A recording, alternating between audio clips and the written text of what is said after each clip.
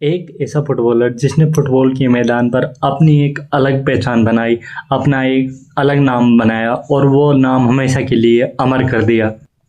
वह प्लेयर जिसके पैरों पे फुटबॉल आते ही समय लगता था, जैसे थम सा गया है, समय रुक सा गया है और अब वो फुटबॉल के साथ जो करना चाहेंगे वो कर सकते हैं। फ्रांस का वो बेटा जिसने ना सिर्फ देश को विश्व चैंपियन बनाया बल्कि अपने क्लब्स को भी अलग अलग लेवल पर, अलग अलग क्लब जिनके लिए वो खेले उनको भी एक सक्सेसफुल क्लब बनाने में बहुत अहम भूमिका निभाई और कुछ शानदार शानदार टाइटल्स जिताए उन्होंने। हम बात कर रहे हैं आज फुटबॉल के जादूगर जिनेदिन जिदान की। जिनेदिन जिदान का जन्म 1972 में फ्रांस के एक मार्से सिटी में हुआ।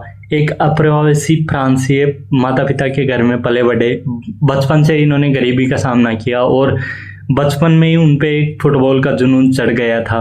मार्से की कंक्रीट वाली गलियों में खेलकर उन्होंने अपने फुटबॉलिंग स्किल्स को बेटर किया। 16 साल की उम्र में उनका प्रोफेशनल करियर एएस कैनन्स के साथ शुरू हुआ, लेकिन उन्होंने यूरोप के बड़े बड़े क्लब्स का ध्यान अपनी ओर खींचा। बोर्डेक्स नामक एक क्लब में खेलते हुए उन्होंने वहाँ दिखाया कि वो कुछ यूनिक लाए हैं फुटबॉल में। उनके पास कुछ ऐसा है जो अन्य फुटबॉलर्स के पास नहीं है और एक unique player unique skill set के साथ यूरोप में छोटे लेवल पे फुटबॉल खेल रहा है। थोड़े दिनों बाद यूवेंटस से उनको ऑफर आया और वो यूवेंटस ज्वाइन करते हैं 1996 में। यूवेंटस उस टाइम का बहुत ही सक्सेसफुल सीरिया में एक क्लब था और जिसको यूरोप में एक अलग पहचान थी, इटली में एक अलग पहचान थी और यहीं से जिनेदिन जिदान को एक नई पहचान मिली। एक ऐसे प्लेमेकर की पहचान ली जिनेदिन जिदान ने जिसको क्लासिक नंबर 10 भी कहा जाता है। तो जिनेदिन जिदान एक क्लासिक नंबर 10 और नंबर 8 दोनों पोजीशन पे खेलने वाले प्लेयर बने यूवेंटस के लिए। साथ ही में उन्होंने 2 सीरिया टाइटल भी जीते यूवेंटस के साथ। 2 चैंपियंस लीग फाइनल में भी यूवेंटस को पहुंचाने में हेल्प की, लेकिन हालांकि वो दोनों चैंपियंस लीग फाइनल हार गए और उनको निराशा झेलनी पड़ी दोनों चैंपियंस लीग फाइनल्स में। लेकिन 1998 के वर्ल्ड कप में डिडियर डेस्चम्स की कैप्टनसी के अंडर जिनेदिन जिदान फ्रांस के लिए एक महत्वपूर्ण प्लेयर के रूप में मैदान पर उतरते हैं और पूरे फीफा वर्ल्ड कप में ओके कैंपेन, एवरेज कैंपेन जाने के बाद उन्होंने ब्राजील के सामने फाइनल में 2 हेडर गोल मारकर फ्रांस को उनका पहला विश्व कप खिताब जिताने में सफलता हासिल करवाई और वह बन गए देश के लिए, फ्रांस के लिए नेशनल आइकॉन। और इसी के साथ उनके करियर की एक शानदार शुरुआत हुई और एक डेकोरेटेड करियर बनने लगा जिनेदिन जिदान का, जिन्होंने विश्व कप जिताया फ्रांस को। वह फ्रांस में एक अलग लेवल के प्लेयर माने जाने लगे, बहुत ही अलग क्लास मानी जाने लगी उनकी फ्रांस में और विश्व की सारी टीमों की निगाह जिनेदिन जिदान पे थी। कुछ टीमें भी थी जो इन्हें साइन करना चाहती थी, लेकिन वो अभी यूवेंटस के लिए खेलते रहे और 2 साल बाद उन्होंने 2000 के यूरो में फ्रांस को फिर से एक बार फाइनल में पहुंचाया और फ्रांस को यूरो चैंपियनशिप खिताब जिताने में बहुत ही ज़्यादा महत्वपूर्ण योगदान दिया। 2001 में जहां सारी टीमें इन पे ध्यान दे रही थी कि अब जिनेदिन जिदान को साइन करना चाहती थी लेकिन रियल मैड्रिड उस समय गैलेक्टिको टीम बना रही थी, बड़े बड़े सुपरस्टार साइन कर रही थी, तो उन्हीं में जिनेदिन जिदान का नाम भी शामिल कर लिया उन्होंने। 77.5 मिलियन यूरो की साइन इन थी ये, और उस समय किसी भी मिडफील्डर के लिए ये इतने पैसे देना किसी भी क्लब के लिए एक बहुत बड़ी बात थी। और जिनेदिन जिदान के लिए रियल मैड्रिड जैसे क्लब ने 77.5 मिलियन यूरो की यूवेंटस को वर्ल्ड रिकॉर्ड फीस, जो कि उस टाइम की एक वर्ल्ड रिकॉर्ड फीस थी क्योंकि उस टाइम पे इतनी फीस नहीं दी जाती थी ट्रांसफर साइनिंग्स को, लेकिन जिनेदिन जिदान की क्वालिटी पूरी दुनिया देख चुकी थी, वर्ल्ड देख चुका था, तो उनकी क्वालिटी को गैलेक्टिको में जोड़ने के लिए रियल मैड्रिड ने उनको साइन किया।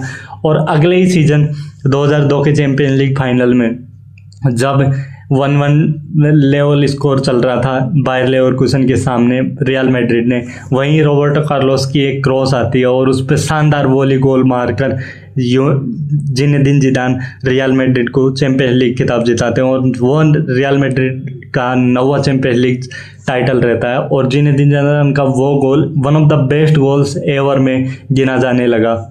जिनेदिन जिदान की शानदार ड्रिबलिंग, शानदार गोल स्कोरिंग एबिलिटीज़ और शानदार पासिंग ने दुनिया में सबसे बेस्ट प्लेमेकर बना दिया जिनेदिन जिदान को, और वो पूरी दुनिया को दिखा चुके थे कि वो कितना कुछ कर सकते हैं एक फुटबॉल के साथ अकेले फील्ड पे।